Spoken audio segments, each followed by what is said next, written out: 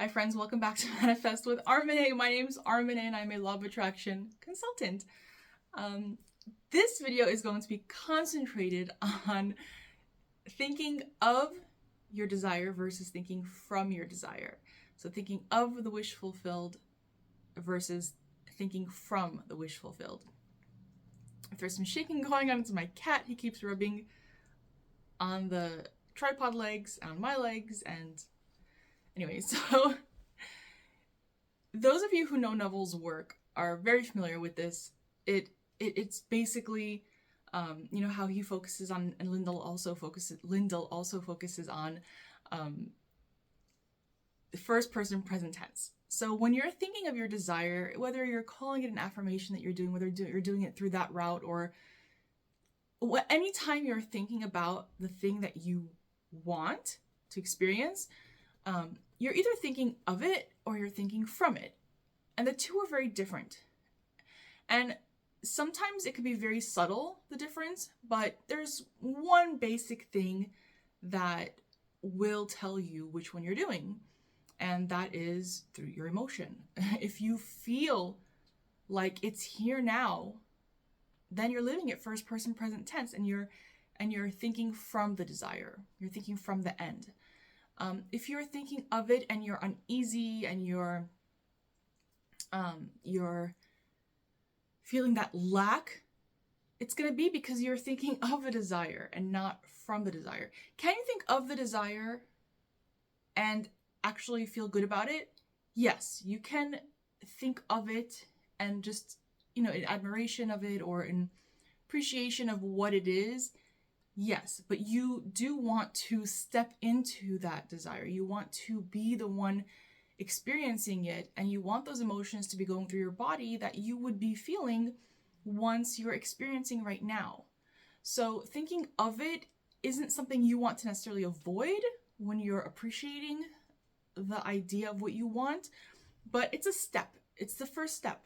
You really want to move into the state of thinking from your end, from the end, which is your desire fulfilled, right?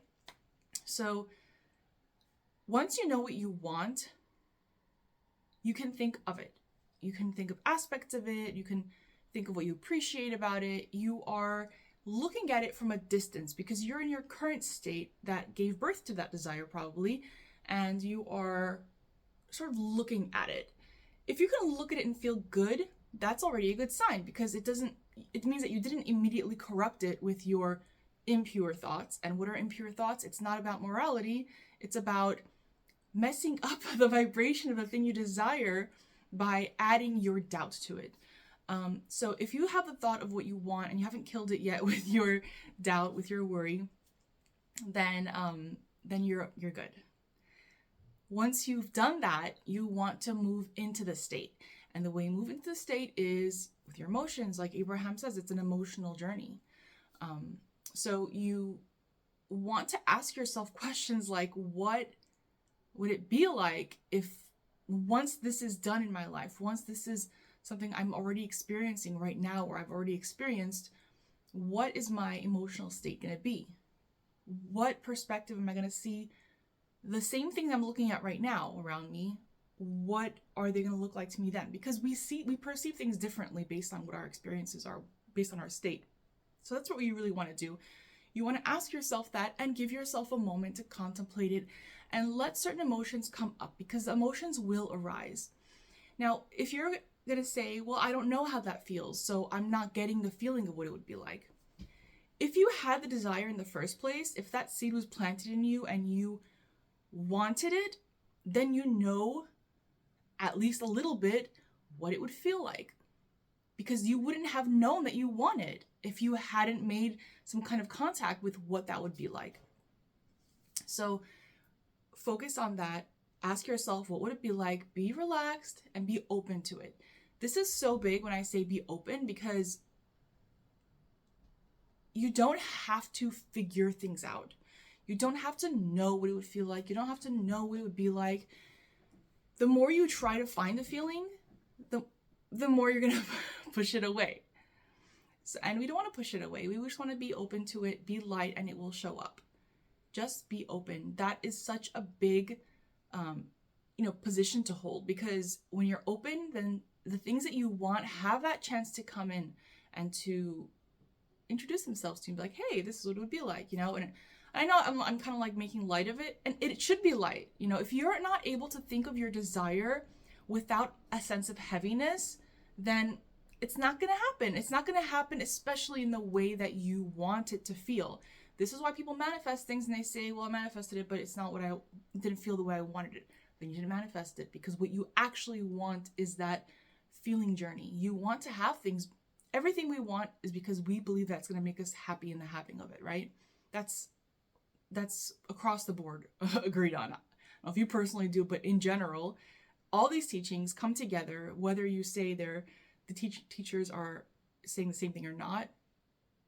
When it comes down to it, we want something because it makes the thought of it made us happy.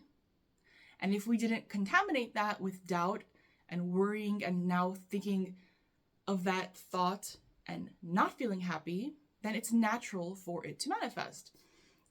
When we start to carry it like a burden, when we start to carry our desire like it's a burden, then even if it shows up, it's going to show up as a burden. It's not going to feel like a solution. It's not going to feel like your destination for that, for that phase. It's just going to feel disappointing and unsatisfying. The feeling of satisfaction, the feeling of fulfillment, those are things you practice on your journey to manifesting your desire, so that when it comes, that's how it feels. The feeling is the most important thing. That's what's telling us what we're actually in alignment with. The detail of it and what we want is a match to it, and so that's why it shows up. But it shows up to support that feeling, so we keep feeling that way. And that's exactly how it was when I manifested my relationship. It was just a natural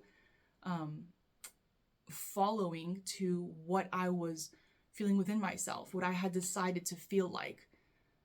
So he became a mirror. He showed up as a reflection of that, and it matched exactly how I was already feeling. It was stunning in some ways, because it was the first time it was like a thing in my face that said, wait a second, he's making me feel exactly how I've been practicing feeling at night. So you have to be willing to not contaminate your thinking of the desire by filling it with doubt. What you want to do absolutely is think from your desire, think from the end result, which is that it's already done. I've already experienced this, and think about how good it feels to be in this moment of receiving. That moment of receiving is what you want to shift into. Because like Abraham says, right, the state of asking is very different from the state of receiving. The receiving mode is opposite. Is the opposite end of the stick from the asking. So you want to consciously start seeing your desire, thinking about your desire, to thinking from your desire, and identifying as that person who is now experiencing it or has already experienced it. Okay, thanks guys. If you like this video, please click like. If you would like to subscribe, please do so and hit the bell for notifications, and I'll see you guys next time. Bye.